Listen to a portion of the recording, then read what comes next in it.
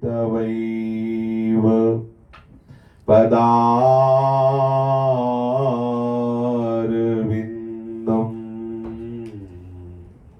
प्रेमामृतैकमकरन्द रसौघपूर्णम्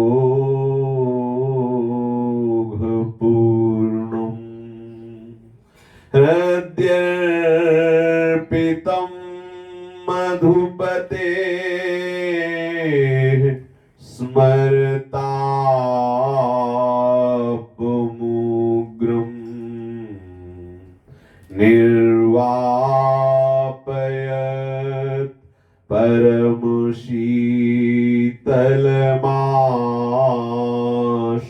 परमशीतलमाश्रयामि निर्वापयत्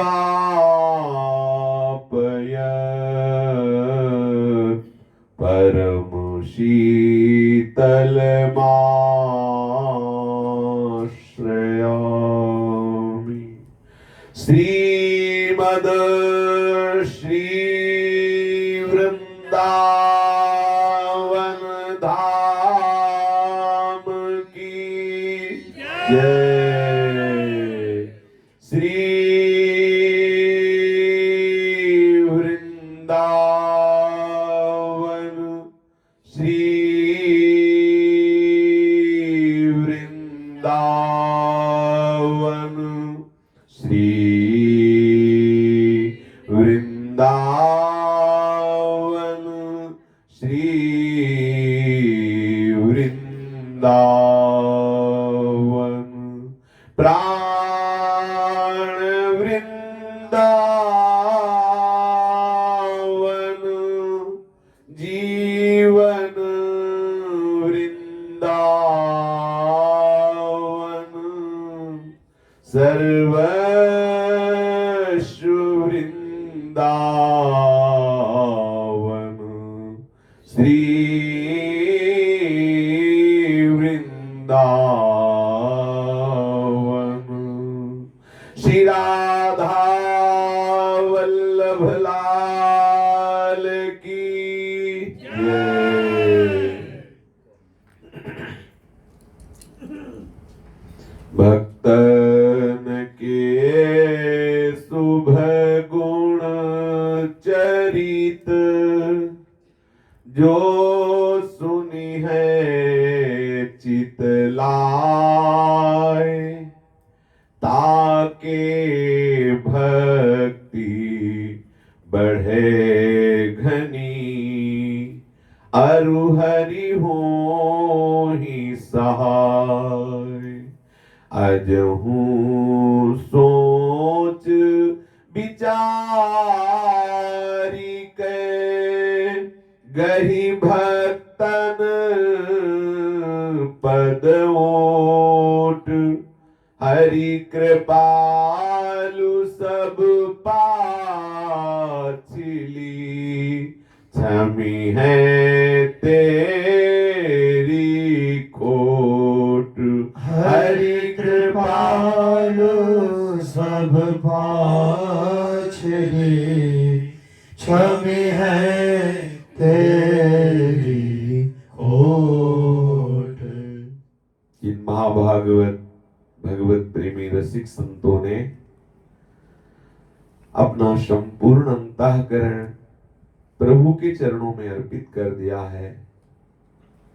जिनके शरीर की संपूर्ण चेष्टाएं भगवत प्रसन्नता के लिए होती हैं, जिनकी ज्ञानेंद्रियां एवं कर्मेंद्रियां शास्त्र सिद्धांत के अनुसार वर्ताव करती हैं, जिनका स्वभाव बन गया है प्रभु के नाम रूप लीला गुण का गायन चिंतन ध्यान सेवन, ऐसे महापुरुषों के यदि हम लीला चरित्रों का श्रवण करें, उनकी आज्ञा के अनुसार हम अपनी दिनचर्या बनाएं, उनकी बताई हुई उपासना पद्धति से उपासना करें, तो बहुत शीघ्र हमारे हृदय में प्रेम लक्षणा भक्ति का प्रादुर्भाव हो जाता है।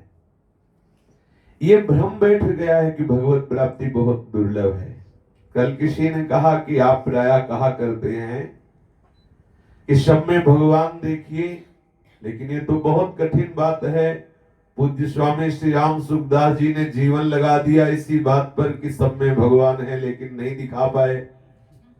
तो ये मूर्खता है आपकी, आपकी मूर्खता आपको अनुभव में नहीं आने दे रही। नहीं तो स्वामी जी ने महाराज ने प्रयास किया और भगवत भाव नहीं जागृत हुआ, तुम क्या जानो? क्योंकि तुम मूर्ख हो, तुम्हारी बुद्धि मंद है, तो तुम अपनी बुद्धि में देख रहे हो। चराचर जगत में स्वामी जी ने जो अनुभव किया, स्वामी जी ने दर्शाया, वो तुम्हारी समझ में आ जाए तो सिद्ध महापुरुष नहीं हो गए। तो ये जो अंदर एक मान्यता बैठ गई है कि ये बहुत दुर्लभ या कठिन बात है, पहले वृंदावन की रज में बैठ के ये बात छोड़ दो। हमारे लिए माया पर विजय प्राप्त करना कठिन है, लेकिन मायाधीश के चरणों का आश्रय ले लेने से वही माया हमें दुलार करती है। इस बात पर समझिए, जिस अविद्या, जिस अज्ञान, जिस मोह, जिस राग ने जीव को बंधन में बांध करके अनंत काल से हरि विमुख किया है, यदि हरि आश्रित हो जाओगे तो यही राग अनुराग बन जाएगा, यही मोह प्रभु के चरणारविंद में ममता करवा देगा, आसक्ति करवा देगा। प्रकृति का एक एक कोना आपके लिए महाआनंदमय हो जाएगा। आप विचार करके तो देखिए, ये प्रकृति जिसे मिथ्या कहा जाता है, इसे ब्रह्म भी कहा जाता है। सर्वम खलमिदं ब्रह्म ने नास्ति किंचन, एक कण भी ऐसा नहीं जहां हमारा गोविंद नृत्य करते न नजर आवे। माया है ही नहीं, गोविंद ही गोविंद है। अब आप स्वीकार ही न करें तो कैसे अनुभव में आएगा? ये कह दे कि भाई स्वामी राम सुखदास जी ने प्रयास किया, भला कितने भगवत प्राप्त हुए, तुम्हें क्या पता कितने प्राप्त हो गए हैं और कितने होते रहेंगे।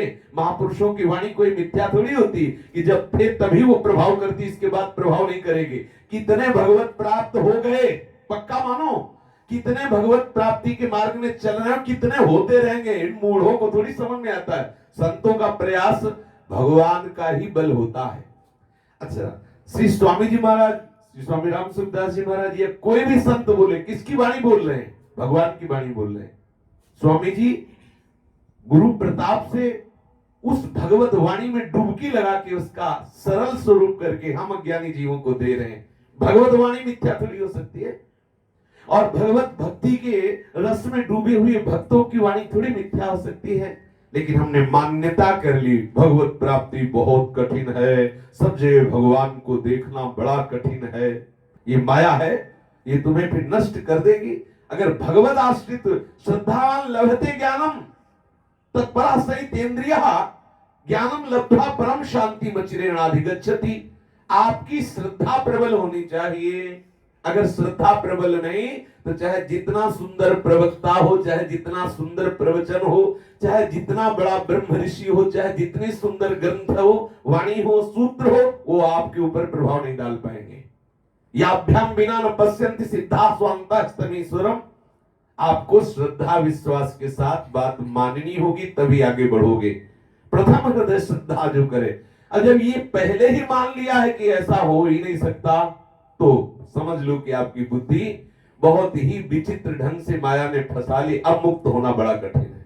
अगर ये मान लिए कि हो सकता है कि मैं इतना मायाशक्त हूं कि मैं कभी मुक्त ना हो पाऊं, लेकिन मेरे गुरु, मेरे इष्ट, मेरे आचार्य इतने करुणाशील हैं, इतने करुणा समुद्र हैं कि जैसे कोई अंधा जा रहा है कुएं में गिरने, तो कोई नेत्रवान उसे गिरने नहीं देगा, परसक प्रयास करेगा वो दयालु नेत्रवान कि ये कुएं में ना गिर पावे। ऐसे ही हम अज्ञान अंधकार में भटके हुए जीव हैं। यदि हम माया में फिसलना भी चाहे तो करो सदा तिनके रखवारी, जिन बालक राखे महतारी। आचार्य गुरु इष्ट हमारी रक्षा करेंगे और उनके बल से हम माया पर विजय प्राप्त करेंगे। उनके बल से हमें भगवत तत्व का बोध होगा। दृढ़ निश्चय कर लो, प्रभु ही थे, प्रभु ही हैं, प्रभु ही रहेंगे। भले संसार नजर आ रहा है, भले राग द्वेष है, भले विकार है, लेकिन ये बात मान तो लो आप। केवल इस मानने का फल होगा कि आपको भगवत प्राप्ति हो जाएगी। मान तो लो ना। भक्ति में मान के आगे बढ़ा जाता है और ज्ञान में जान करके आगे बढ़ा जाता है। तो जानने के बाद भी तो माना ही ना। हम पहले से मान लेते हैं मेरा इष्ट चराचर रूप में है, दिखाई नहीं दे रहा पर हम मान लेते हैं। ऐसा मान लेंगे तो बात बन जाएगी। भगवत तत्व का जिनको बोध हो गया है उन महापुरुषों में ऐसे परमाणु होते हैं, ऐसी उनकी एक एक रोम में इच्छा शक्ति समाई होती है कि जो स्पर्श कर ले, जो दर्शन कर ले, जो संभाषण कर ले, उसको प्रभु अपने लगने लगते हैं, उसको भगवत प्राप्ति सरल लगने लगती। इसीलिए संत समागम की महिमा है। जिन्होंने अपने आप को समर्पित कर दिया है वो प्रभु स्वरूप हो जाते हैं। ब्रह्मविद ब्रह्मवि भवति, जानत तुम्हें तुम्हें हो जाए। सच्ची बात सिद्धांत की समझ लो कि चाहे जीव कहा जाए, चाहे ईश कहा जाए, चाहे पापी कहा जाए, चाहे पुण्यात्मा कहा जाए, ये केवल नाटक मंच की बात है।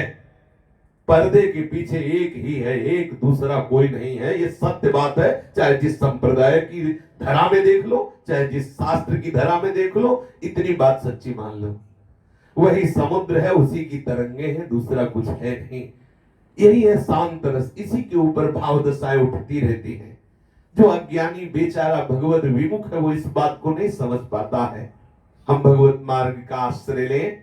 भगवत मार्ग में डूबे हुए जो संत जन है, रसिक जन है, परमार्थ के जो ज्ञाता हैं, हम उनके वचनों को श्रद्धा पूर्वक श्रवण करें, विश्वास पूर्वक हम उनके बताए हुए मार्ग पे चले तो सत्य विषय हमारे नेत्रों में भासने लगेगा, दिखाई देने लगेगा। पूज्य श्री राधा बाबा जिस समय बिंदु सरोवर में स्नान कर रहे थे, उसी समय राधा बाबा को दिखाई दिया कि भगवान करदम जी एक बहुत अद्भुत स्थिति में महापुरुष का दर्शन किया। फिर पूछा आप कौन है, तो उन्होंने कहा हमें करदम ऋषि कहते हैं। बाबा बहुत आनंदित हुए और हृदय में बड़ी प्रभु के प्रति प्रीति की उमंग आई कि देखो ऐसे महापुरुष को मुक्त करने के लिए भगवान ने कपिल अवतार धारण किया। करदम जी ने कहा कि पास में एक गुप्त वापी है। राधा बाबा से कहा आप उसमें जरूर स्नान करें, वो ज्यादा प्रसिद्ध नहीं है लेकिन मेरी आज्ञा है, तुम वहां स्नान करना। चिमनलाल गोस्वामी जी से बाबा ने कहा आपने देखा भी करदम ऋषि थे यहाँ और उनसे वार्ता कर रहे थे और हमें आज्ञा दी कि ज्ञान वापी में एक बावड़ी है उसमें स्नान करना। बोले हमें तो सिर्फ आप दिखाई दे रहे थे और तो कोई दिखाई नहीं दे रहा था। बाबा ने कहा नहीं, करदम ऋषि थे। बाबा जी भी गए और उस बावड़ी में स्नान किया तो स्नान करते ही देखा कि माता देहूती विराजमान है और भगवान कपिल देव जी उनको उपदेश कर रहे हैं। बाबा बेशुद्ध होते चले जा रहे हैं। भगवान कपिल देव के अमृतमय वचन, माता देहूती के जगत कल्याण के लिए रसमय प्रश्न, थोड़ी चर्चा कल हुई थी, अपने लोग एकाग्रता पूर्वक श्रवण करें। परमहंस शिरोमणि श्री सुखदेव जी परीक्षित जी को यही वार्ता सुना रहे हैं। कल प्रसंग चल रहा था, माता देहूती ने भगवान कपिल देव जी से कहा मैं ऊब गई हूं इन दुष्ट इंद्रियों के विलास से। हे भगवान, इन इंद्रियों की इच्छा पूरी करते रहने से मैं घोर अज्ञान अंधकार में पड़ गई हूं, लेकिन अब मेरी जन्म परंपरा का अंत आ गया है। क्यों? क्योंकि आप मिल गए। यदि मेरी जन्म परंपरा का अंत ना आया होता तो आपका मिलन न होता।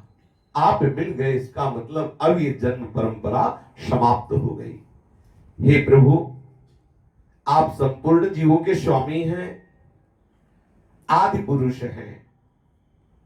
अज्ञान अंधकार से अंधे पुरुषों के लिए ज्ञान रूपी नेत्र देने वाले आप हैं। ये जो देह के आदि में मैं मेरेपन का दुराग्रह हो गया है, सच्ची मानिए भगवान ये आपका ही कराया हुआ है।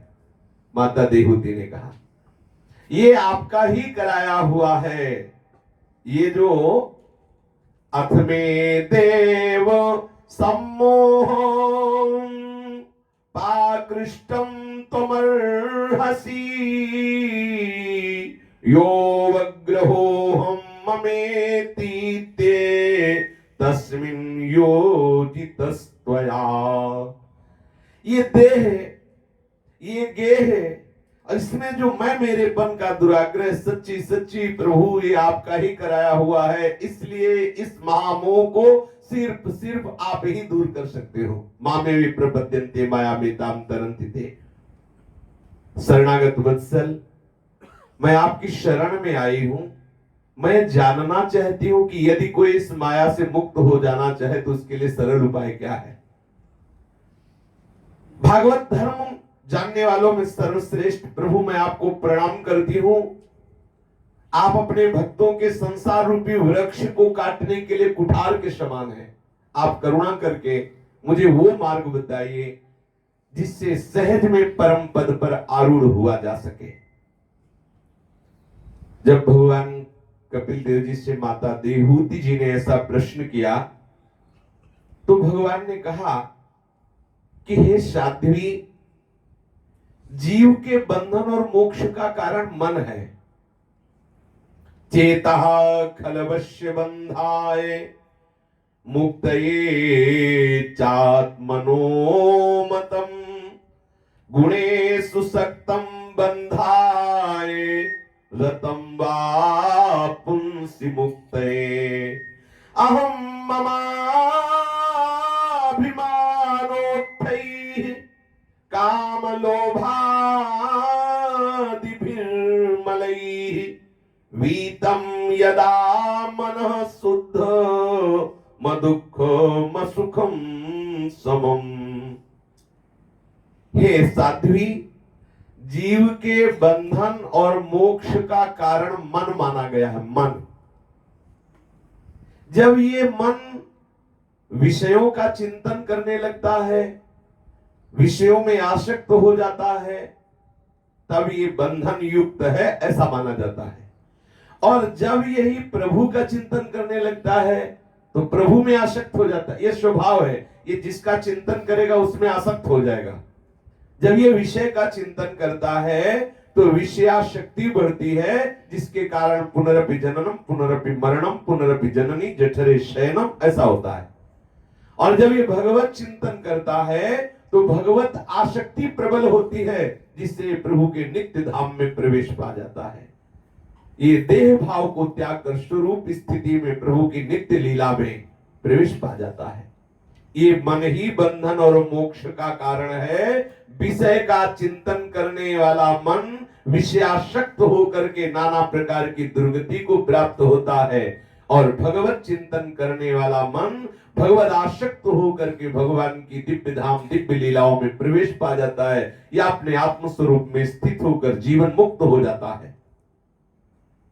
जिस समय ये मन मैं और मेरेपन के कारण होने वाले काम क्रोध आदि विकार, ये काम क्रोध आदि विकारों का रहने का स्थान है अंतःकरण का अहम धर्म, उसी में रहता है। यद्यपि भगवान ने गीता में कहा है आगमा पाइनो अनित्यास्तास्तितिक्षस्व भारत, क्योंकि अंतःकरण धर्म भी अनित्य है, शाश्वत सच्चिदानंद नहीं है। शाश्वत सच्चिदानंद स्वरूप है। जो अंतःकरण धर्म है वो अनित्य ही है। कभी दुख, कभी सुख, कभी लाभ, कभी हानि, कभी जन्म, कभी मृत्यु, कभी, ये सब अंतःकरण धर्म के अंतर्गत ही होता है। तो अंतःकरण धर्म में जो अहम है उसी में इन विकारों का अस्तित्व है। अगर वो अहम परिवर्तन हो जाए तो निर्विकार हो जाए। जिस समय देह भाव से ऊपर उठता उपासक अपने स्वरूप भाव को प्राप्त होता है तो उसमें किंचित मात्र विकार नहीं रह जाता। नहीं स्वात्मा नामम विषय तृष्णाम भ्रमयति। जब वो आत्म स्वरूप को उपासक समझ लेता है, जो उसका स्वरूप है, वो कभी विकार भाव को प्राप्त नहीं होता ही नहीं। जैसे भुने हुए चने में चाहे जितना खाद पानी लगाओ अंकुरण ही नहीं हो सकता, पर आपको दिखाई दे सकता है हर चने के साथ वो वैसा ही, लेकिन होगा नहीं वैसा। उसको खाद पानी लगाओ तो जो भुना हुआ नहीं है वो तो जग पड़ेगा अंकुर, लेकिन उसमें अंकुरण नहीं हो सकता। अंकुरण का तात्पर्य है कर्तृत्व और भोक्तत्व भाव। कर्तृत्व भोक्तत्व भाव से रहित तो सिद्ध महापुरुष है। वो खाते हुए, चलते हुए, सूंघते हुए, ऐसा होते हुए भी वो नहीं करते।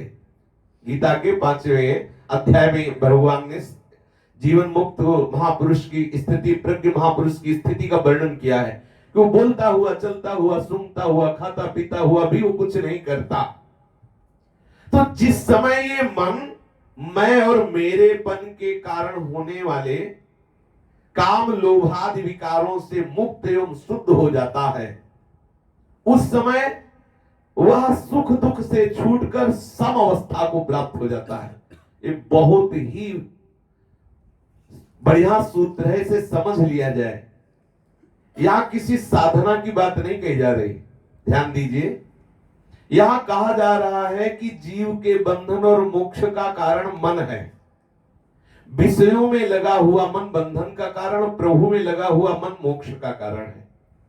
जब हम मैं और मेरेपन शरीर से जुड़े होते हैं, उस समय हम विकारी होते हैं, और जब ये मैं मेरापन प्रभु में समर्पित हो जाता है तो निर्विकार हो जाता है, शुद्ध हो जाता है, वो समता को प्राप्त हो जाता है। बस खास बात है मैं मेरेपन को प्रभु में समर्पित करने की, खास बात है मन को प्रभु के चिंतन में लगाने की। समस्त साधनाओं का यही फल है। सब साधन कर यह फल सुंदर, प्रभु पद पंकज प्रीति निरंतर, अंतर रहित अव्यावृत भजन। जब उपासक अपने अहमता ममता को हरि गुरु चरणों में समर्पित कर देता है, तो जो अहमता ममता के कारण होने वाले काम क्रोध आदि विकार होते हैं, उनसे वो मुक्त हो जाता है, वो शुद्ध हो जाता है। उस समय सुख दुख से छूटकर उस सम अवस्था को प्राप्त हो जाता है। जब ही वो सम अवस्था को प्राप्त होता है तो उसके हृदय में विशुद्ध वैराग्य, विशुद्ध ज्ञान और विशुद्ध भक्ति, तीनों का एक साथ प्रादुर्भाव होता है। ये निश्चित है। आराधक में तीनों चीजें होती, चाहे वो ज्ञानी आराधक हो चाहे भक्त आराधक हो। जो ज्ञानी आराधक है, संसार से वैराग्य स्वरूप का बोध और स्वरूप की रति ज्ञानी उपासक में, और भक्त उपासक संसार से वैराग्य और स्वरूप का बोध और भगवान में रति। बात एक ही है। जिसे आत्मस्वरूप ब्रह्म ज्ञानी कहते हैं, योगी जन उसे परमात्मा कहते हैं, भक्त जन उसे भगवान कहते हैं। लेकिन रति के बिना बात नहीं बनेगी। आत्मरति या कृष्ण रति, बात एक ही है। जिस समय मैं और मेरापन जो देह और देह संबंधियों में हो गया है, ये प्रभु के चरणों में समर्पित हो जाता है, उसी समय काम आदि लोभ आदि विकारों से मुक्त हो जाता है। जे भी मुक्त होता है, परम शुद्ध सुख दुख से ऊपर उठा हुआ जीवन मुक्त समता को प्राप्त हो जाता है। क्या स्थिति होती? बोले विशुद्ध ज्ञान, मिलावट नहीं, विशुद्ध वैराग्य, स्वाभाविक वैराग्य। एक होता है वैराग्य करना, जैसे वस्तु हमें भ्रष्ट कर देगी तो इसे हम त्याग देते हैं, और एक होता है उसमें रुचि ही न रहना, और एक होता है ये भोगने वाली वस्तु इस भाव का ही नाश हो जाना। त्याग, वैराग्य और उपरति, सर्वश्रेष्ठ भाव है उपरति। ये भोग की वस्तु है, ये भाव ही खत्म हो जाना।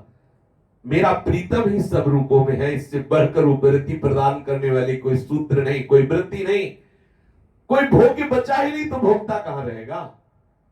जो भी है मेरा प्रीतम है, मेरा प्रभु, मेरा आराध्य देव है। उमा जे राम चरण रत विगत काम मद को निज प्रभु में देखें जगत। विशुद्ध वैराग्य, विशुद्ध ज्ञान, आहा, विशुद्ध भक्ति, पूरा हृदय उसका आनंद से भर जाता है। एकमात्र अद्वितीय भेद रहित स्वयं प्रकाश, सूक्ष्म, अखंड और दुख सुख शून्य, उदासीन प्रकृति को, माया को शक्तिहीन अनुभव करता हुआ अपने स्वरूप में स्थित हो जाता है। भक्त भी स्वरूप में स्थित होता है और ज्ञानी भी स्वरूप में स्थित होता है। ज्ञानी निर्गुण निराकार आत्म स्वरूप में, और भक्त सहचरी भाव में, गोपी भाव में, सखा भाव में, जिस भाव वाला हुआ वो सच्चिदानंद स्वरूप में स्थित हो जाता है। आहा, आनंद ही आनंद, संपूर्ण हृदय महाआनंद में भरा होता है। योगियों के लिए भगवत प्राप्ति के निमित्त सर्वात्मा श्री हरि के प्रति की हुई भक्ति के समान और कोई मंगलमय मार्ग नहीं है। आहा, सबसे श्रेष्ठ भगवत प्राप्ति का मार्ग है भक्ति। प्रायः भक्ति मार्ग से ही विशुद्ध ज्ञान और विशुद्ध वैराग्य की प्राप्ति देखी गई है। उपनिषदों में तो ज्ञानी कहा गया है, लेकिन भक्तों को महाज्ञानी कहा गया है। गरुड़ महाज्ञानी गुण राशि, विश्वामित्र महामुनि ज्ञानी, महान ज्ञानी। क्यों? क्योंकि भक्ति से बहुत शीघ्र राग का नाश होता है और जैसे प्रभु है वैसा वो स्वयं स्फुरित हो जाते हैं। ज्ञान जो बुद्धि से प्राप्त किया जाता है वो एक सीमा में होता है, और जब भगवान ज्ञान स्वरूप अगाध समुद्र ज्ञान के वो स्वयं स्फुरित होते हैं तो वो महामुनि ज्ञानी होता है, वो महाज्ञानी होता है। क्योंकि अब बुद्धि की धरा से ज्ञान नहीं है, स्वयं ज्ञान समुद्र प्रभु स्फुरित हो गए उसके हृदय में। इसलिए गीता में भी भगवान ने कहा, मैं जैसा हूं वैसा अनुभव करना चाहते हो, या मुझे देखना चाहते हो, या मेरे में लीन होना चाहते हो, पाना चाहते हो, उसके लिए अनन्य भक्ति है। यह कह रहे कि योगियों के लिए भगवत प्राप्ति के निमित्त सर्वात्मा श्री हरि के प्रति की हुई भक्ति के समान और कोई मंगलमय मार्ग नहीं है। अब हम अपने मैं और मेरेपन को प्रभु में समर्पित कर दें, इसका कोई सरल उपाय बता दीजिए, बिल्कुल सरल सहज में, जिसमें हमें कोई कठिनता न पड़े। तो भगवान कपिल देव जी माता देहूति से कहते हैं, प्रसंग मजरम पाशमात्मनः कवयो विदुः स एव साधु सुकृतो मोक्ष द्वारमपावृतम्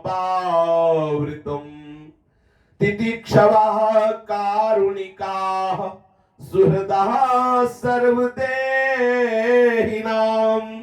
अजात शत्रवः शान्ताः साधवः साधुभूषणाः।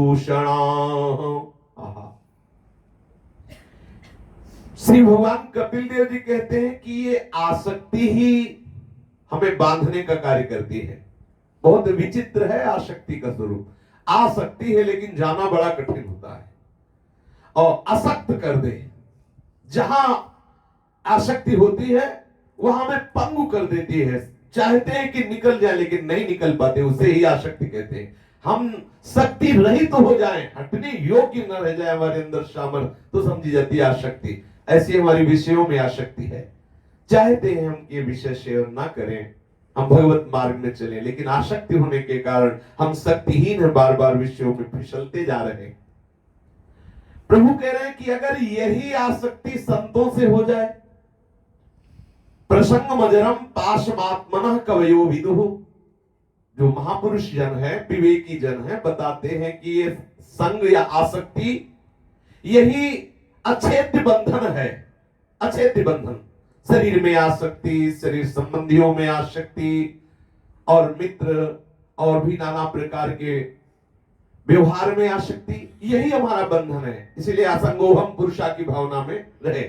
यदि ऐसा नहीं रह सकते तो आप अगर वही आसक्ति कर ले संतों से, तो जब संतों से आसक्ति हो जाती है तो बोले मोक्ष द्वार मपावृतम, दरवाजा खुला हुआ। मतलब एक होता है मोक्ष का द्वार, कि ये मोक्ष का द्वार है लेकिन बंद है, लेकिन यहां कह रहे हैं मोक्ष का द्वार, मोक्ष द्वार मपावृतम, बिना आवृत, खुला हुआ मोक्ष का द्वार, मतलब जाओ मुक्त हो गए। संतों से आसक्ति मोक्ष का खुला हुआ द्वार है, भगवान कपिल देव जी कह रहे हैं। अब यहां वर्णन करते, मानो माता देहूति जी ने कहा कि आप जिन संतों की आसक्ति को मोक्ष का खुला हुआ द्वार बता रहे हैं, वो संत के लक्षण क्या हैं, हम कैसे जाने कि ये संत हैं? तो बोले तितिक्षवः, तितिक्षा सहनशील, जिसके हृदय में सहनशीलता हो। साधु का स्वभाव होता है सहनशील। सहत सहत बाढ़े भगति गृहतन गुरहित गार। साधु स्वभाव में सहनशीलता प्रधान रूप से विराजमान रहती है। परुख वचन अति दुसाह श्रवण सुनिते ही पावक न जरोंगो। गोस्वामी जी कहे, कबों कहो या रहंगे रहोंगो, श्री रघुवीर कृपालु कृपाते साधु स्वभाव गहोंगो। साधु का स्वभाव होता है सहनशील, आशय उदार, धीरज सहित विवेकी।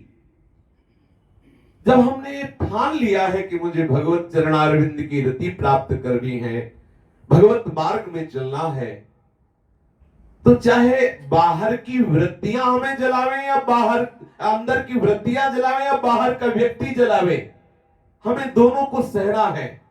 अंदर की वृत्तियों से घबराना नहीं, बाहर के व्यक्तियों से घबराना नहीं। साधक इस बात में कमर कस ले, ये दोनों आपकी खिलाफत करेंगे। भगवत मार्ग में चलने पर ही विशेष खिलाफत होगी। विषयों में पढ़े हो तो जान रहे हैं कि पढ़ा है, लेकिन जहां आप विषयों से हट के भगवत मार्ग में चलेंगे तो अंदर से वृत्ति और बाहर से व्यक्ति भेज दिए जाएंगे आपके विरोध के लिए। आपकी वृत्ति आपको जलाना प्रारंभ कर देगी और बाहर से व्यक्ति आप पर विरोध करना शुरू कर देंगे। पक्का ऐसा है। और दूर नहीं, मोहल्ले में नहीं, गांव में नहीं, घर में ही। और वो घर में भी वही जो बिल्कुल समीप रहते हो ऐसे। और साधक का बगल सामने वाले कमरे वाला ही कर दिया जाएगा, जिससे वो सोचे कि हमारे हृदय में एक बात बैठ जाए, अब मुझे प्रभु को रिझा के ही रहना है। चाहे जितना मुझे कोई कष्ट दे, मैं इस मार्ग से कदम नहीं हटाऊंगा। चाहे जितना अंदर मुझे मन व्यथा दे दे, मैं उसे सहूंगा। सहने से भगवत प्राप्ति हो जाएगी। यम ही न व्यथयन्ते पुरुषम पुरुषर्षभ शम दुख सुखाधीरम सोमृतत्वाय कल्पते। वो अमृत पद का अधिकारी हो जाता है जो आए हुए मन के वेगों को सह ले। केवल सहने से आपका ही हृदय नहीं, सबके हृदय में ऐसी आग लगती है कि लगता है करूं तो क्या करूं। नींद नहीं आ रही, दिन में चैन नहीं है, भगवान मिले नहीं, विषय आग लगाए हुए हैं। और अगर वो बेचारा कहीं खड़ा हो जाता है तो आप तो चाहे जितने भ्रष्ट हो, आप चाहे जितने विषय सेवन करने हो, वो अगर 1 मिनट कहीं खड़ा होकर दृश्य ही देख रहा है तो उसके ऊपर सैकड़ों गालियां। ऐसा ऐसा ऐसे है महापुरुष, ऐसे हैं, दृष्टि में आते हैं। बेचारा रात दिन जल के परमार्थ के पथ में चल रहा है। कभी उसका मन आया कि कोई समोसा बांट रहा है तो खड़ा हो, अब उसको बाबा जी, अरे तू देख, लौट के अपनी तरफ देख, तेरे चद्दर में कितने दाग है देख। वो तो जरा सा 1 सेकंड हरि का दुलारा है, खड़ा हो गया, क्या बिगड़ जाएगा। लेकिन बहुत विचित्र दशा है। फिर वो उसको, अगर वो 1 सेकंड भी उधर देखता है तो उसको गालियां मिलती है। बाहर से व्यक्ति, अंदर से वृत्ति जला के राख कर देती है। जो इसको सह गया तो ठाकुर मुस्कुराते हुए स्वागत के लिए खड़े हैं। घबराना नहीं। अगर सहनशीलता हमें भगवत प्राप्ति करने के लिए धारण ही करनी है तो हम समय व्यर्थ क्यों जाने दें। इसलिए कोई भी साधक किसी से द्वेष न करे। अंदर एक अग्नि जलती रहती है। एक होती है विषयाग्नि, भोगने की इच्छा, और जिसकी भोगने की इच्छा प्रबल नहीं होती उसे ईर्ष्या द्वेष जलाता रहता है।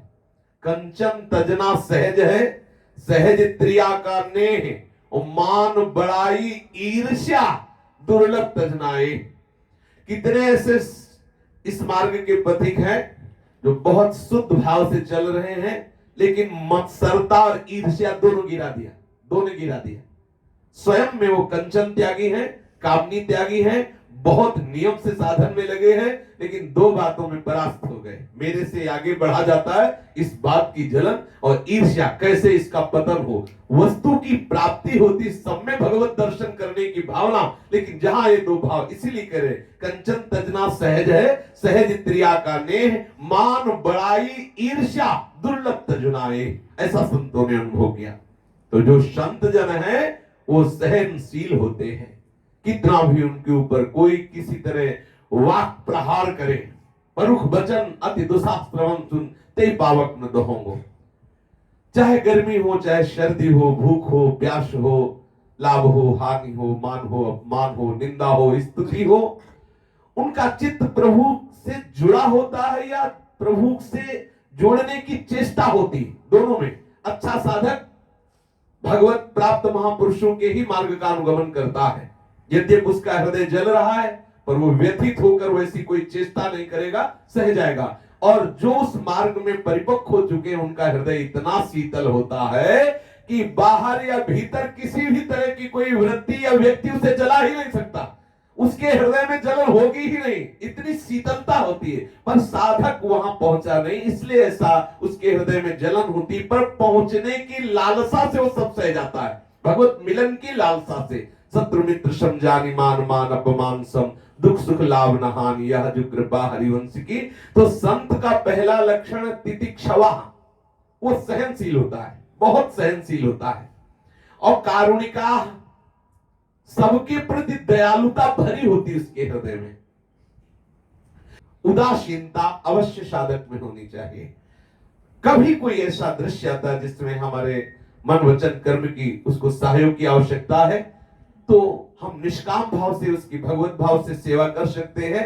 लेकिन भगवान ने सूत्र रखा है, अगर करुणा हो तो ममता रहित करुणा हो, अगर ममता युक्त करुणा है तो फंसे फंसाए रखियो। अद्वेष्टा सर्वभूतानां मैत्रः करुण एव च, लेकिन निर्ममो निरहंकारा सब दुखा सुखा सके।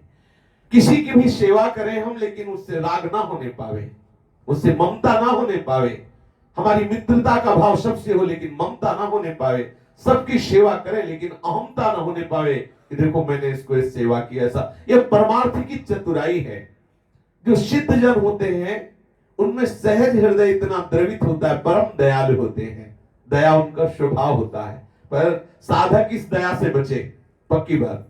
इसका मतलब ये नहीं कि वो कटुता का व्यवहार करे, नहीं, उदासीन है, शत्रु मित्र से समभाव रखता हुआ उदासीन भाव रख के चले। प्रभु जब कभी कोई ऐसी दया वाली लीला करा दे, वो प्रभु की बात। जो महापुरुष जन होते कारुणिका, उनका स्वभाव करुणामय होता है, क्योंकि जिनका हम चिंतन करते हैं उन्हीं के सारे सद्गुण आते हैं। हमारे प्रभु करुणा समुद्र हैं। श्री जी के लिए कहा गया है मृदुता, दयालुता, कृपालुता की राशि है, समुद्र है। दया समुद्र स्वामिनी जी का ये महान सद्गुण उपासक के हृदय में दया भाव आता है। वो जो दया होता है वो फंसाने वाला नहीं होता। अगर हम बेचारा समझ के दया करेंगे, स्त्री पुरुष समझ के दया करेंगे, कोई भी जीव समझ के दया करेंगे, तो वहां हमारे फंसने के चांस है, वहां अहमता होने की चांस। अपने इष्ट भाव से सेवा कीजिए। इष्ट भाव जब तक ना आए तब तक इस दया से भी बचने की चेष्टा करें। वैसे आचार्य महापुरुषों ने कहा है कि नामे रुचि, जीवे दया, वैष्णव सेवा, ये तीन महान साधन है। पर दया भाव से बचे। है कोई एक ऐसी दया की वृत्ति जो भगवदाकार स्थिति में संपूर्ण चराचर जगत को आनंद प्रदान करने की क्षमता रखती, पर अभी हमारी वो सामर्थ्य नहीं। इसलिए नेत्र झुका के उदासीन भाव से निरंतर भगवत भावना को पुष्ट करे। जो सिद्ध पुरुष होते हैं सब में अपने प्रीतम को देखते रहते हैं, इसलिए उनकी दया की लीला सम अवस्था में होती है, आसक्ति पूर्वक नहीं। वो निरासक्त महापुरुष होते हैं। प्रभु की लीला देख लो, इतना प्यार करते नजर आते हैं, फिर उनका ऐसा निरपेक्ष स्वरूप दिखाई देता है कि ऐसा लगता है कि कैसे ऐसा हो सकता है। एक क्षण इतना प्यार, दूसरे क्षण में इतने निरपेक्ष, एक क्षण एकदम कुसुम से कोमल, दूसरे क्षण वज्र से भी कठोर। ये है भगवत स्वरूप की स्थिति। जब तक ऐसी स्थिति ना आवे निरपेक्षता की, तब तक दया से बचे नहीं, तो दया फंसा देती कहीं ना कहीं। उड़िया बाबा जी कहते, दया बिना साधु कसाई, दया करी तो आफत आई। जो संत जन होते हैं सुहृदा सर्वदेही नाम, समस्त देहधारियों के अकारण हितु होते हैं। अकारण हितु, प्राय व्यवहार में किसी न किसी कारण को लेकर किसी से प्यार होता है, किसी न किसी कारण से किसी की हम सेवा में रत होते हैं। लेकिन जो संत जन होते हैं बिना किसी कारण के वो सबका हित करने वाले होते हैं। सुहृदा सर्वदेही नाम, समस्त देहधारियों के अकारण हितु, हेतु रहित जग जुग उपकारी, तुम तुम्हार सेवक सुरारी। भगवान और भगवान के प्रेमी जन ही ऐसे हैं जो बिना किसी स्वार्थ के दूसरों का हित करते हैं। नहीं तो सुर नर मुनि सब ही की रीति, स्वार्थ लाग करे सब प्रीति। फिर बताया अजात शत्रवाः शांताः साधवः साधुभूषणाः। जो संत जन होते हैं वो किसी के प्रति शत्रु का भाव नहीं रखते हैं। हरिवंश नाम लीन जे अजात शत्रु ते सदा। जन्म ही नहीं हुआ जिनके शत्रु का उन्हें महात्मा कहते हैं। जन्म ही नहीं हुआ, क्या उनके साथ कोई वैर की लीला नहीं होती? क्या होती है। लेकिन करत जे अनुसहन निंदक तिन्हों पे अनुग्रह कियो। जिन्होंने गालियां दी, जिन्होंने पीटा, जिन्होंने अपमान किया, उनका परम मंगल कर दिया, उनकी भगवत प्राप्ति करा दी। ऐसा महापुरुषों में देखा गया है। वो अजात शत्रु ऐसे होते कि जिन्होंने उनको पीटा, जो स्तुति करे, उनकी सेवा करे, उनको भगवत प्राप्ति करा दी। तो बहुत सरल बात है। लेकिन कठिन बात है जो हमें गाली दे, जो हमारा अपमान करे, जो हमारी निंदा करे, उनका महामोद महामंगल करा दे। यही है सबसे बड़ा संतों की महामहिमामयी वृत्ति कि अजात शत्रु, किसी को शत्रु तो मानते ही नहीं, लेकिन यदि कोई उनको अपना शत्रु मान भी ले तो उसका कल्याण हो जाएगा। मुनिम का क्रोधो मुक्ति दातार, कैसे भी कोई ऋषि से भिड़ गया हो, कैसे भी, आग को चाहे प्यार से छुओ और चाहे आप द्वेष से छुओ, उसका स्वभाव आपको जला देना है। ऐसे ही संतों को चाहे आप दुश्मनी भाव से चिंतन करो और चाहे प्यार भाव से चिंतन करो, आपके भाव से वहां कोई अंतर पड़ने वाला नहीं, लेकिन उनके चिंतन से आप में अंतर पड़ जाएगा, पक्का पड़ जाएगा। अगर कुभाव से ही हरिदासों का चिंतन करोगे तो भी आपका कल्याण हो जाएगा।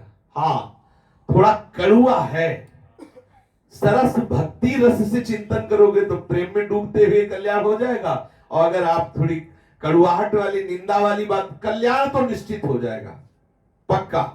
वो हरि भक्तों की भी चाहे निंदा करे, कैसे भी हरि के दासों का चिंतन करे, क्योंकि वो हरि का दास, दृष्टि जाएगी ना तो बोले देखो राम रोष पावक सोजर, आया ना गुस्सा भगवान का, आया ना दृष्टि में भगवान की, आया तो अरे वो मंगल हो ही नहीं सकता। राम रोष पावक सोजर ही, तो जिन पर रोष किया उनको मुक्ति पद प्रदान किया। मुनियों की आकांक्षणीय, जो बड़े बड़े मुनियों ने आकांक्षा की, भक्त से कैसे भी जुड़ जाए, तो भगवान के भक्त अतिशय लाडीले हैं। अगर रोष दृष्टि से भी हरि ने देख लिया तो तुम्हारा कल्याण निश्चित हो जाए। कैसे भी छुओ, संतों के प्रति कैसे भी भाव हो जाए, किसी भी भाव से, जैसे भगवान के लिए कहा काम से, स्नेह से, रिश्तेदारी से, नातेदारी से, द्रोह, कैसे भी प्रभु से वृत्तियां जुड़ गई, भगवान से जुड़ जाती। भले ही आप द्वेष से सही संतों का चिंतन करते हैं, द्वेष से तो चिंतनीय संत है ना, वो आपके चिंतन का ही तो सारा प्रभाव है।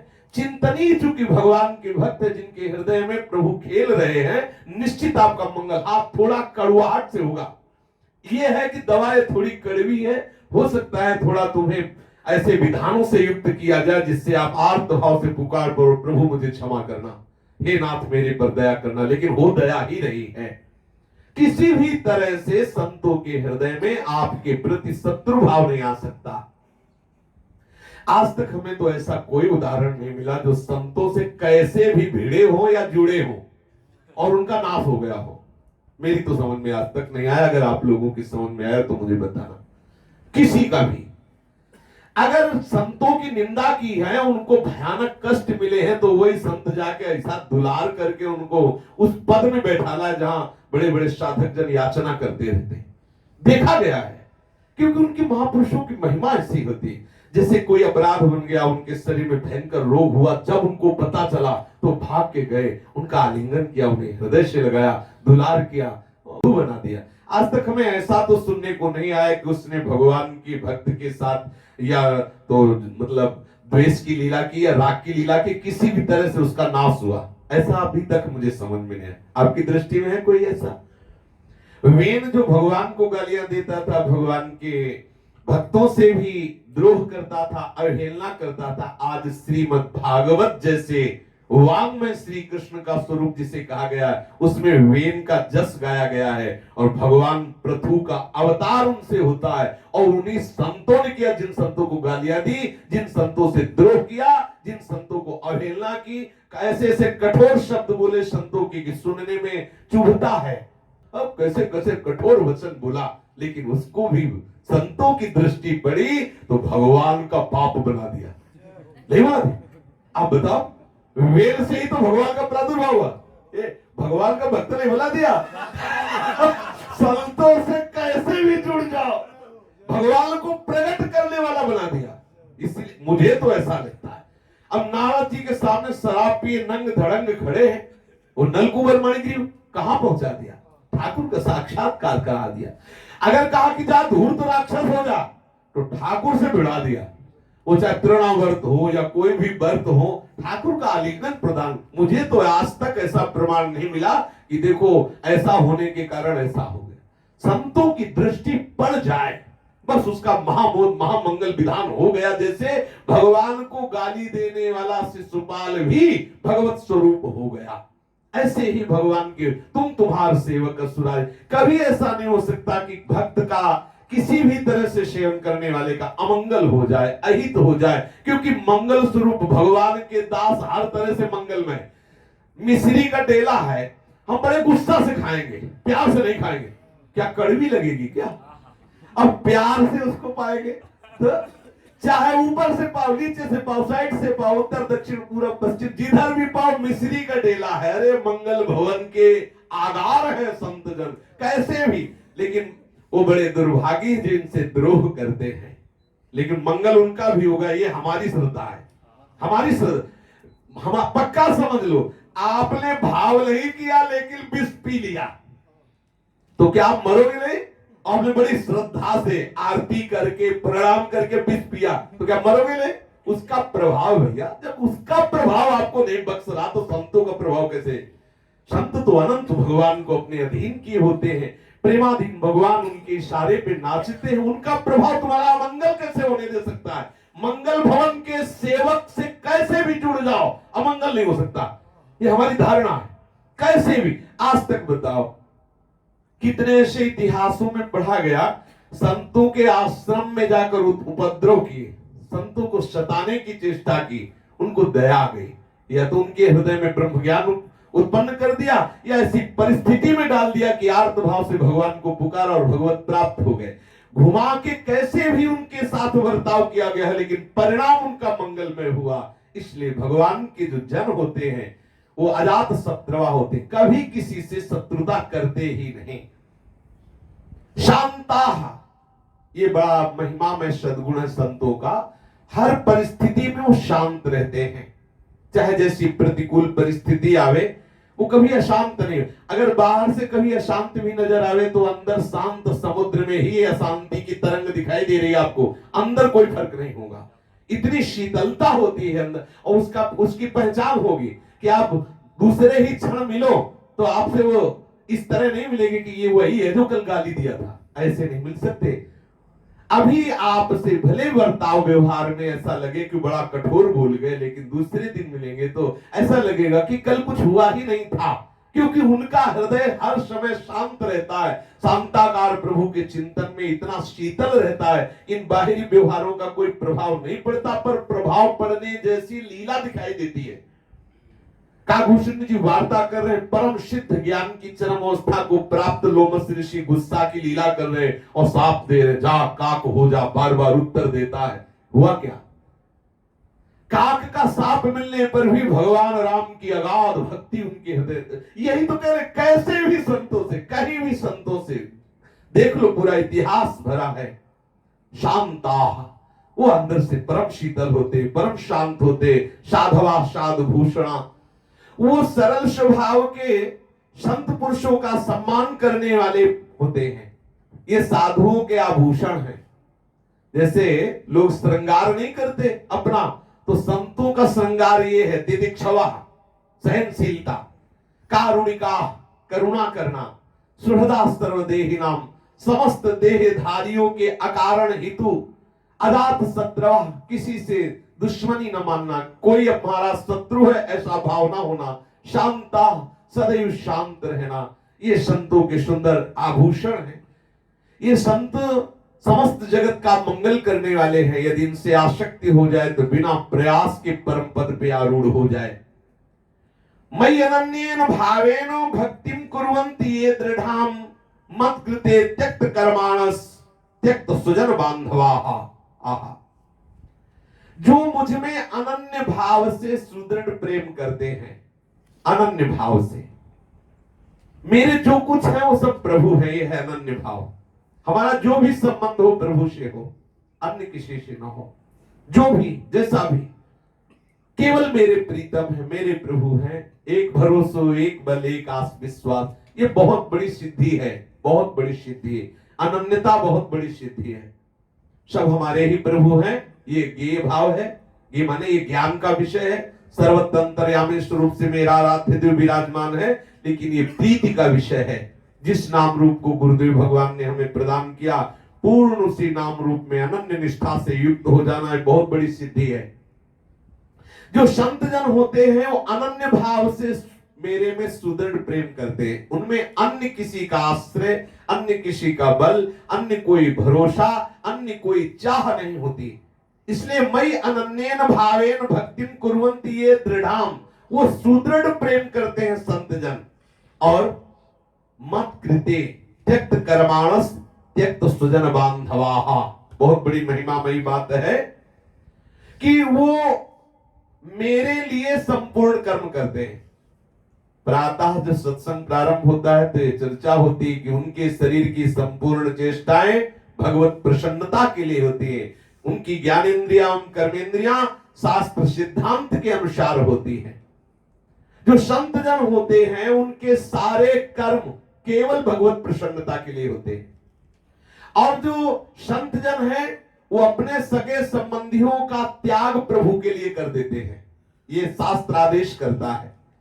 संसार से एकत्व को प्राप्त हुआ संसार को नहीं जान सकता, और प्रभु से एकत्व प्राप्त हुए बिना प्रभु को नहीं जान सकते, ये सिद्धांत है।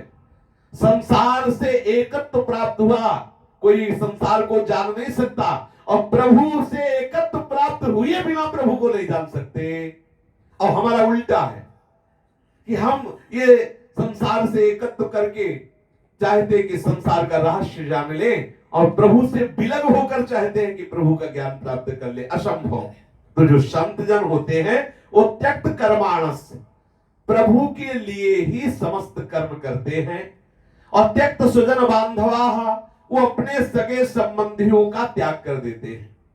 मेरे ही प्रभु आदेश कर रहे, रामचरित मानस में कह रहे, जननी जनक बंधु सुत दारा, तन धन धाम सुहृद परिवारा, सबकी ममता ताग बटोरी, मम पद मने बांध बर डोरी। दो मार्ग है, गृहस्थ में रहता हुआ उपासक इनसे राग ना करता हुआ भगवत भाव करता हुआ आगे चले, और विरक्त बिल्कुल स्वरूप से त्याग करता हुआ चले। बगल से भी निकल जाए तो वृंदावन ऐसे रहे मनो चिन्हारो ना, आप जानते भी नहीं कौन। वो राधेश्याम कहे तो नजर झुका के राधेश्याम कह दिया, पहचाना नहीं, जरूरत नहीं है, जैसे नहीं कहते ओ जाना पहचाना भी, हम तुम्हें पहचानने के लिए आएंगे, श्री जी को पहचानने के लिए। श्री राधे, चलो आगे बढ़ो। बोले महाराज पहचाना नहीं, ऐसे कहते हैं कि महाराज पहचाना नहीं, हम यही पहचान करने आए क्या? श्री राधे, बस श्री जी, प्रियालाल, अगर है कोई तो प्रियालाल ही रूप बदल के आ रहे, प्रणाम। चलो आगे। अपने मार्ग का पथिक इधर ऐसी ममता शक्ति न फंसा ले। हमारे जो आचार्य और शास्त्र सिद्धांत स्थापित किए उसके अनुसार चलोगे तो आपके परिवार का भी कल्याण हो जाएगा। 21 पीढ़ियां भगवत तत्व को प्राप्त हो जाती हैं। जहां एक परिवार का सदस्य भगवत प्राप्त होता है, ये छूट होती है। कंपनियां छूट नहीं देती कि भाई ऐसा करे तो उसके साथ ये फ्री, तो ऐसे एक को भगवत प्राप्ति हो जाए तो 21 फ्री पीढ़ियां वो भगवत प्राप्ति है ना। छूट, बड़ी सरकार तो बड़ी छूट कर दी, बड़ी हाँ, जीवन मुक्तता रूपी सर्टिफिकेट 21 पीढ़ियों को मिलेगा अगर आप भगवत प्राप्त हो गए। और अगर आप उनके मोह में फंसे तो वहीं पहुंचोगे जहां सबको जाना है। इसलिए सावधान, एक जन्म दे दो भगवान को, तन्मय हो जाओ प्रभु में, तो प्रणत कुटुंब पाल रघुराई, भगवान आपके परिवार का पोषण करेंगे और सबका परम कल्याण हो जाएगा। जिस समय श्री ध्रुव जी महाराज परम पद पर आरूढ़ हुए तो माता की याद आई।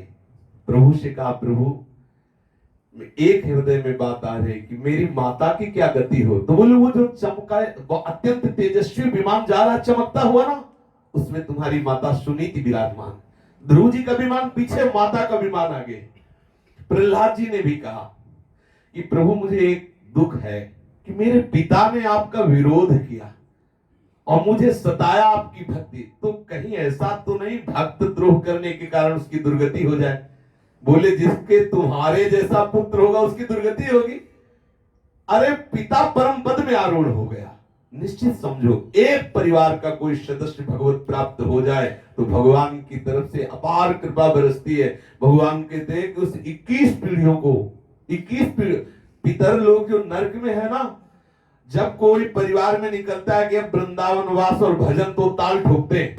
तो आसपास वाले नरक वाले पूछते कि क्या है भाई, आज कौन सा तुम्हें माल मिल गया जो ताल ठोक। बोले हमारे परिवार में एक है जो भजन करने का व्रत ले रहा है, अब तो हम परम धाम जाए। वो नाचने लगते हैं, ताल ठोक। नारद जी ने वर्णन किया है कि पितरगण ताल ठोकते हैं और नाचने लगते हैं कि हमारे वंश में भगवान का भक्त पैदा हो गया। वो नाचने लगते हैं, 21 पीढ़ियों का कल्याण हो जाता है। वृंदावन ऐसे रे मनो चिन्हारो नाहि, हम जानते भी नहीं। राधा वल्लभ श्री हरिवंश, अपने भजन परायण रहो।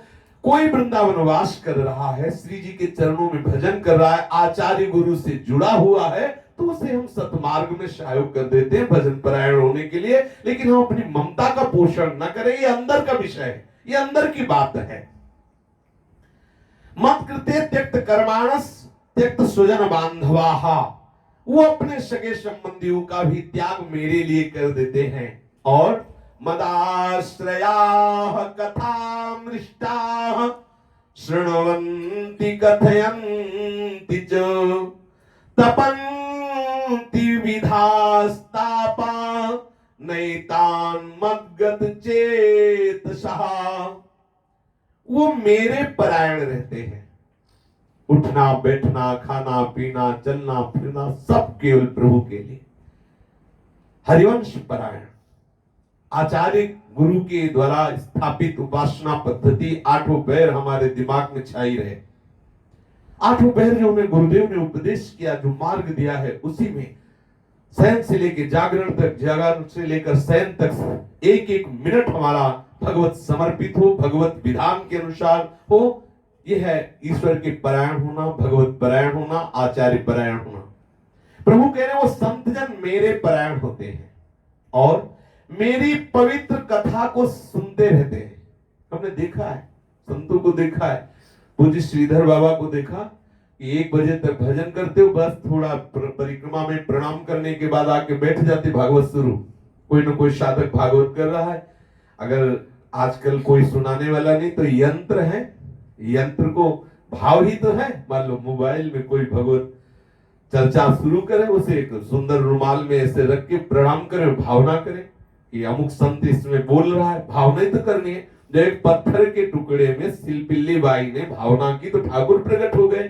तो हम मोबाइल में भावना कर देते हैं। मान लो हम सुन रहे हैं किसी महापुरुष के वचन, तो हम भावना करते हैं कि इसमें साक्षात राधा बाबा बोल रहे हैं, राधा बाबा की वाणी हो, प्रणाम करके सुनते तो भाव से सुने तो आप देखिए वो भगवत चर्चा आपको डुबो देगी। अपने कलयुग भगवान की कितनी कृपा है, किसी युग में ऐसी कृपा नहीं रही जैसी अब है। ब्रह्म ऋषियों को पद्मासन लगा करके न जाने कितने हजारों वर्ष तपस्या करने के बाद जो बात समझ में आती थी वो 1 मिनट में समझ में आ रही। अभी लगाओ अमेरिका में बात हो रही होगी, सुन लियो। और उनको अमेरिका वाली बात सुनने के लिए 10,000 वर्ष तप करने पड़ते। आज यंत्र का प्रभाव, सीधे बात करो, आप जहां चाहो आप बात करो। और पहले था कि पद्मासन लगाया, ध्यान के द्वारा दोनों एकाग्र हुए, फिर बात हो रही। और 1 मिनट में बात कर लो। कलयुग का बहुत प्रताप है, बड़ी महिमा है। कलयुग समयुगान नहीं, जो नर कर विश्वास। सच्ची मानिए, बड़े बड़े सिद्धों की वाणियां विराजमान है। आप अपने यंत्र में विराजमान करके एकांत में सुनते रहिए, कहीं किसी की जरूरत भी नहीं है। अगर आप हर समय चाहे तो एक से एक भगवत कथा सुनते रहे। हाँ, भगवत चर्चा सुनने के लिए कलयुग भगवान ने बड़ी कृपा कर दी है। जहां जो भाव आवे उसको सर्च करो, चाहे जिस संप्रदाय के संत की हर वाणी विराजमान है और उस वाणी का श्रवण करें। संतों में एक व्यसन होता है भगवत चर्चा सुनने का। शनकादि महापुरुषों को भी व्यसन है। सनक सनंदन सनातन सनत कुमार 3 श्रोता बन जाते हैं, 1 वक्ता बन जाते हैं और भगवत चर्चा निरंतर अनवरत होती रहती है। संतों में भगवत चर्चा सुनने का एक व्यसन होता है, बिना वो इसके जी नहीं सकते। अपने प्रीतम की चर्चा में कितना सुख मिलता सुनने को, ये कोई उपासक ही जानता है। मदाश्रयाः कथामृष्टाः शृण्वन्ति कथयन्ति च, और मेरी कथा कहते हैं वो। अब वो सिंहासन में बैठकर कथा कहते हो एक अलग बात है, लेकिन संतजन कथा कहते हैं। कैसे कहते हैं? वो कभी अपने आप में भी कहते हैं, कभी अपने ठाकुर को सुनाते हैं, कभी ठाकुर के प्रेमी जनों को सुनाते हैं। और वहां भीड़ भी नहीं लगती, कहो खड़े लघु शंका के लिए जा रहे, उनकी कथा हो रही है। प्रभु की चर्चा में मगन, भिक्षा मांगने जा रहे हैं और दोपहर में ऊपर धूप पड़ रही है और भूल गए रोटी लाल और प्रियालाल की चर्चा में। ऐसी चर्चा होती है, रसमयी चर्चा। संसारिक चेष्टाएं, संसारिक क्रियाएं विस्मृत हो गई और भगवत चर्चा में डूबे हुए। कभी कोई नहीं मिलता तो ठाकुर को श्रोता बना लेते हैं। सिंहासन में विराजमान ठाकुर ठाकुर का यश ठाकुर को ही सुना रहे, और पुलक पुलक कर ठाकुर जी रिझते उनके हृदय में प्रेम की अद्भुत अद्भुत रसमयी वृत्तियां प्रकाशित कर देते हैं। जो भगवत प्रेमी महात्मा जन होते हैं उनका कथा सुनने का व्यसन होता है और खूब भगवत चर्चा करना उनका स्वभाव होता है, और मुझ में ही चित्त लगाए रहते हैं। प्रभु में सदैव चित्त लगाने से एक बड़ी महिमामय स्थिति ये होती कि हर कष्ट सह लिया जा सकता है। हर कष्ट, जिनका चित्त प्रभु में जुड़ा रहता है उनको कोई कष्ट व्यापता ही नहीं। सिद्ध महापुरुषों में देखा गया है, जैसे भाई जी महाराज आंतों का भयंकर कैंसर, रामकृष्ण परमहंस जी के गले का कैंसर, ऐसे बड़े कष्ट देखे गए संतों में प्रकट शरीर में, लेकिन उनको आनंदित पाया गया। जहां सुनने मात्र से भय हो जाए, अभी किसी को बता दे तुम्हारे आंतों में कैंसर हो गया, मुस्कुराएगा क्या? चाहे जितना आप उसको मुस्कुराने वाली बातें सुनाओ, नहीं उसको मुस्कुराहट आएगी, क्योंकि ये बैठ गया कि सुख का साधन शरीर गया। भक्तों को संसार के तरह तरह के जितने भी ताप हैं कोई भी उन्हें कष्ट नहीं पहुंचा सकते, क्योंकि वो प्रभु में चित्त को जोड़े होते हैं। तपंती विधास तापा नैतान मदगत चेतसा, वो मेरे में चित्त जोड़े रहते हैं, इसलिए त्रिभुवन का कोई भी ताप पाप उनके हृदय को स्पर्श नहीं कर सकता। यही ते साधवः साध्वी सर्वसंग विवर्जिताः संगस्ते स्वतते प्रार्थ्यः संग दोष हराहिते। हे साध्वी, ऐसे ऐसे सर्वसंग परित्यागी संत महापुरुष ही साधु कहलाते हैं। तुम्हें ऐसे ही संतों के संग की इच्छा करनी चाहिए, ऐसे ही संतों से आसक्ति करनी चाहिए, क्योंकि ऐसे संतों से संग करने से अन्य आसक्ति से उत्पन्न हुए जितने भी विकार, जितने भी दोष हैं, वो सब नष्ट हो जाते हैं। ये देखो, संतों से आसक्ति करने का फल क्या होगा? बोले अन्य सब आसक्तियां नष्ट हो जाएंगी, अन्य सब दोषों का हरण। सताम प्रसंगान मम वीर संविदो भवन्ति हृत्कर्ण रसायना कथा तज्जोषणादा स्वपवर्ग वर्त्मनि श्रद्धारतिर्भक्ति अनुक्रमिष्यति। संत पुरुषों के समागम में महामहिमा में मेरे परम पावन यश की चर्चा होती रहती है। भगवत यश, भगवान के विविध प्रकार के पराक्रमों की चर्चा, रूप की चर्चा, माधुर्य की चर्चा, रसमयी केली की चर्चा होती रहती है। इस चर्चा का प्रभाव होता है कि सुनने वालों के हृदय में विशुद्ध ज्ञान का प्रादुर्भाव होता है। तो कह रहे हैं कि सताम प्रसंगान मम वीर संविदो भवन्ति हृत्कर्ण रसायना कथा। संतों की सभा में, संतों के समागम से विशेष लाभ यह मिलता है कि वहां भगवत चर्चा होती रहती है। सेवक जी महाराज ने कहा है कि वहां प्रयास नहीं करना पड़ता। तीन मुख हरिजस सुनत श्रवण मानो न त्रपित छिन। बिना प्रयास के अनायास वहां ये धारा बहती रहती है।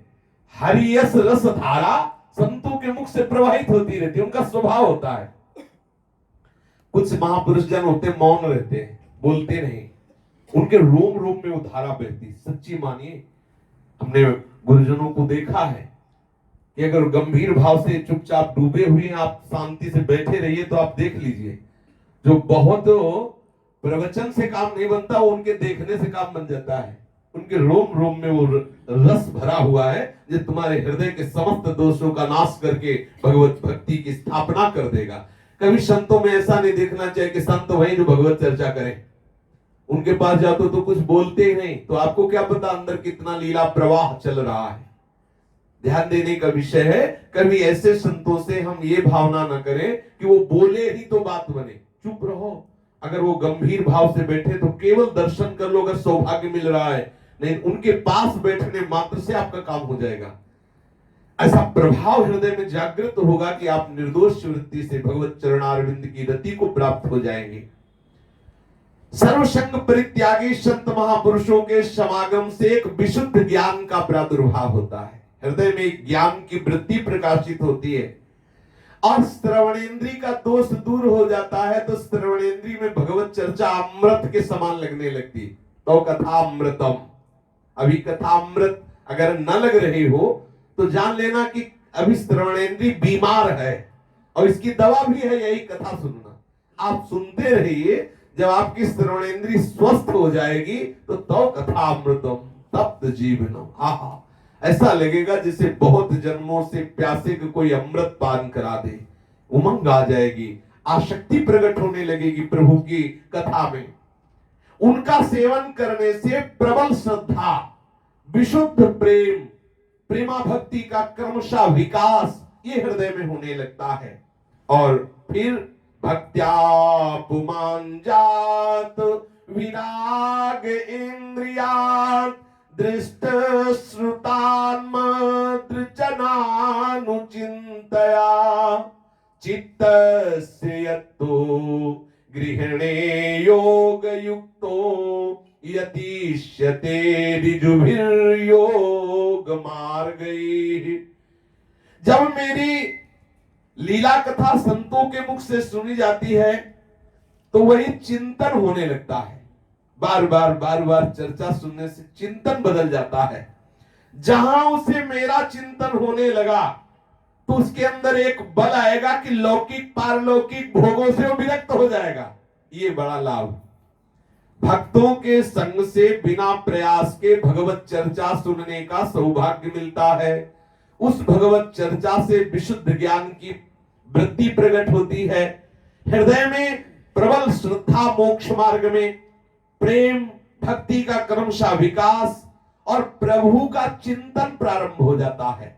प्रभु के चिंतन से लौकिक पारलौकिक समस्त भोगों से वैराग्य हो जाता है। सावधान होकर के उसका चित्त भक्ति मार्ग में समाहित हो जाता है और वो अपने मन को रोककर प्रभु के चरणारविंद में तन्मय होने लगता है। ये सामर्थ्य आती है। इस प्रकार असेवयायम प्रकृतेर गुणानाम ज्ञानेन वैराग्य वृजम भितेन योगेन मय्यर्पितया च भक्त्या मां प्रत्यगात्मानमिहावरुन्धे। इस प्रकार प्रकृति के गुणों से उत्पन्न हुए जो शब्दादि विषयों का त्याग, लोक परलोक के भोगों से वैराग्य, स्वरूप का विशुद्ध ज्ञान और मन का मेरे से जुड़ जाना, ऐसी सुदृढ़ भक्ति का जो भी उसके हृदय में प्रादुर्भाव हुआ कि वो देह के याद से मुक्त हुआ, मेरे परमानंद में डूब जाता है। बहुत सुंदर बात। संतों की आसक्ति से, संतों के संग से ये स्थिति प्राप्त होती है। माता देहूति जी ने कहा, प्रभु तो आपकी समुचित भक्ति का स्वरूप क्या है? आपकी समुचित भक्ति का स्वरूप क्या है? और मेरी जैसी अबलाओं के लिए कौन सी भक्ति ठीक रहेगी? किस भक्ति को करें जिससे कि मैं सहज में आपके निर्वाण पद को प्राप्त कर सकूं? मुझ अबलाओं को कैसी भक्ति सहज पड़ेगी जिससे आपकी प्राप्ति हो जाए? हे निर्वाण स्वरूप प्रभु, जिसके द्वारा विशुद्ध तत्व ज्ञान होता है और जो लक्ष्य को बेधने वाले बाण के समान प्रभु की प्राप्ति कराने वाला है, वो आपका कहा हुआ भक्ति योग कैसा है? हे हरे, आप सब प्रकार से मुझे समझाइए, क्योंकि मैं बहुत मंदमती हूं। दुर्बोध विषय को मैं कैसे समझ सकती हूं, इसलिए हे भगवान आप कृपा करके मुझको समझाइए।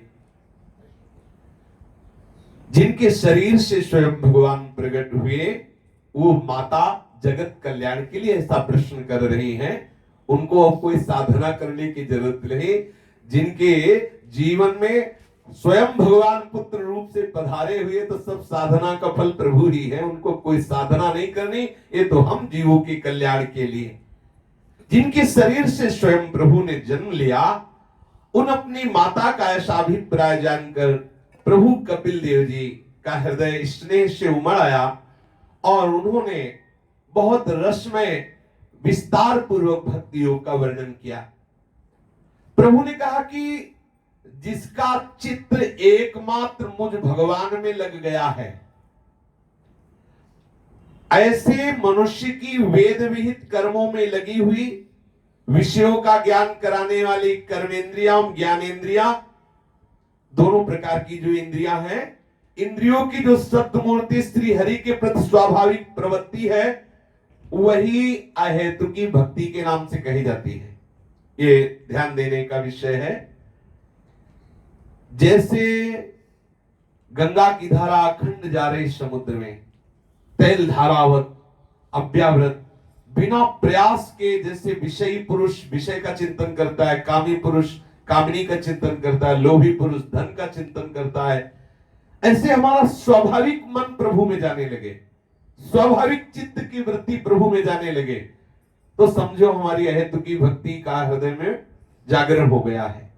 बिना प्रयास के चित्त प्रभु का चिंतन करने लगे और हमारी कर्मेंद्रिया हमारी ज्ञानेंद्रिया दोनों सत्मूर्ति प्रभु की प्रसन्नता के लिए चेष्टा करें। जो प्रातः काल रोज चर्चा में होता है कि जिसकी ज्ञानेंद्रिया एवं कर्मेंद्रिया शास्त्र विधान के अनुसार, भक्तों के जीवन में यह देखा गया है कि शास्त्र विरुद्ध आचरण स्वाभाविक नहीं हो सकता। जैसे सूर्योदय होने पर स्वाभाविक अंधकार नहीं रहता, ऐसे ही हृदय में भक्ति जागरण होने पर, प्रभु का दासत्व प्राप्त होने पर या ज्ञान प्राप्त होने पर, विशुद्ध ज्ञान प्राप्त होने पर उसके हृदय में ये आकर्षण नहीं रह जाता।